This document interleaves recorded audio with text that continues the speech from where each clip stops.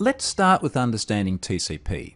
And I want to start by actually looking at how the protocol works. And then once we've established that, we can move on and have a look at how session hijacking via TCP actually works. But in order to do that properly, we need to begin with understanding the mechanics of TCP, which is the underlying protocol that we run HTTP and HTTPS across. So let's start with how a connection is negotiated over IP, and it all begins with what's called a three-way handshake. So let's take an example with two machines, say a client and a server, but it could be any two hosts establishing a connection between each other. Now it all starts off with the first host sending a synchronized packet to the second host. You'll often see this referred to as a SYN packet, an SYN packet, which is why I've highlighted it here.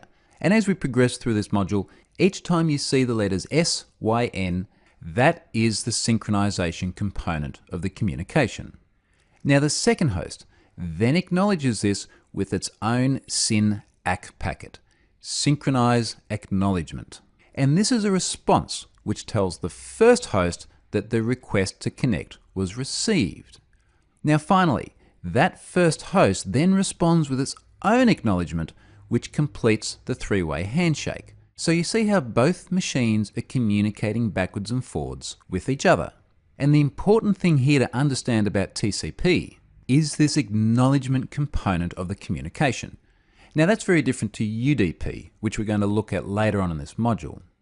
The thing about a TCP connection is that it sets up both ends with separate sockets so that they can communicate bidirectionally across a single network interface. Now this effectively results in a multiplexed communication that can simultaneously handle multiple TCP streams of data. Once this connection is no longer needed, there's another three-way communication performed to tear it down again. Now all of this is what makes TCP a reliable protocol. So that's one that explicitly acknowledges successful data transfers as opposed to UDP, which I just mentioned, which is connectionless. And it's classed as an unreliable protocol. It just sends packets and hopes they arrive at the destination. No confirmation though. Now that makes sense in cases where speed is more important than reliability, something like VoIP, for example. But apps using UDP have to work on the assumption of some packet loss, unlike TCP that has these acknowledgements. Now, one of the things that makes TCP reliable is its ability to receive packets out of order and reassemble them in a logical fashion. So let's move on and take a look at how it does this using sequence numbers, because it's important to understand how those are used, because we're then going to look at how sequence numbers can be exploited when we look at session hijacking at the network level using TCP. Sequence numbers are where it all starts to get a bit interesting in terms of session hijacking at the network level. So let's take that same three-way handshake from the previous slide, and this time we'll add in the sequence numbers, which allow the TCP protocol to piece things back together in the correct order. So let's run through this again. And we start with the same synchronized request being sent by the first host, but the important thing here is that the sequence and acknowledgement numbers are both 0. Now they're not really 0. They're actually an unsigned 32-bit integer, the generation of which is what makes session hijacking at the TCP level a little bit interesting. But by being an unsigned 32-bit integer, there are actually over 4 billion different possible initial sequence numbers, or ISNs as they're commonly referred to. You'll often see them represented though as relative numbers beginning at 0, because it makes it a whole lot easier to visualize. So we're seeing 0 here, but it is normally not actually 0. And I'm going to show you exactly what that packet looks like a little bit later on by opening up a session in Wireshark. We'll come back to the significance of the predictability of these sequence numbers when we come back to the actual hijacking component of this module. So after the first host sends this request, the second host receives it and responds with the SYN-ACK that we saw before. Now in doing that, it's initializing its own sequence number to 0, but relaying the first host's sequence number in the ACK. So we can see here that the second host has a sequence number of 0 and an acknowledgement number of 1. Now it's 1 because it's taken the first host's sequence number, which was 0, and it's incremented it by 1. So this is effectively the second host confirming that it received, understood, and recognized the sequence number of the first host. Now finally, the first host responds by sending an ACK to the second host, acknowledging its starting sequence number and adding 1 to its own initial sequence number, which completes the three-way handshake. So far, all of this is just the negotiation. Let's now start actually transferring some data, because that's the whole point of setting up this three-way handshake to begin with. So here's what happens next. The first host now makes an HTTP GET request. It sends back the sequence and acknowledgement numbers from the end of the three-way handshake, along with the request itself, which for argument's sake is 120 bytes long.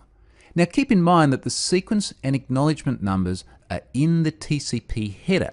That 120 bytes attribute that you see here is derived by looking at the size of the packet itself. Now the second host receives this request, and because it hasn't sent any data yet, its sequence number is still 1 from the initial three-way handshake. So that was the ACK number that was sent by the first host earlier on.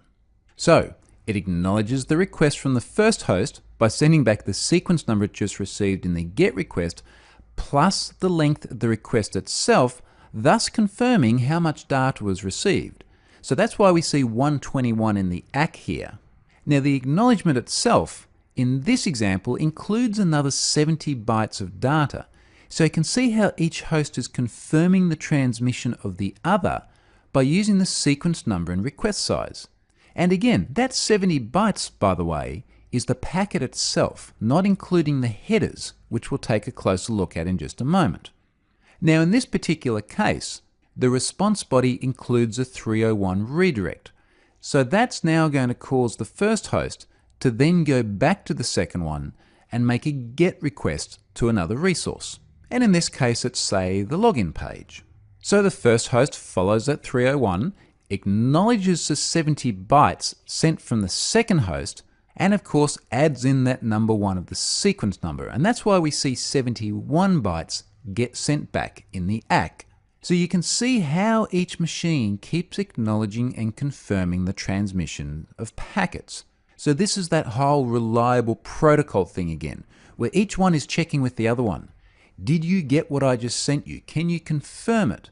And the resiliency is that the host can try again if it wasn't successfully confirmed. So all of this is just helping them track what's been sent and received on each end. So this is really TCP 101, the basics of communications, the three-way handshakes, the sequence, and the acknowledgement numbers. Now before we move on and actually have a look at some real packets, let's just take a quick look at everything that goes into a TCP header. So this is just to give you a bit of a sense of what goes into a TCP header. The main thing is you can see the sequence and acknowledgement numbers captured there in the middle of the screen, as well as a bunch of other data attributes that are essential to the request. So things such as the source and destination ports, for example. The rest of the content here isn't quite as relevant to session hijacking. So let's just finish this TCP overview by moving on and taking a look at a real-world example of what we've just discussed. And for that, we're going to go to Wireshark.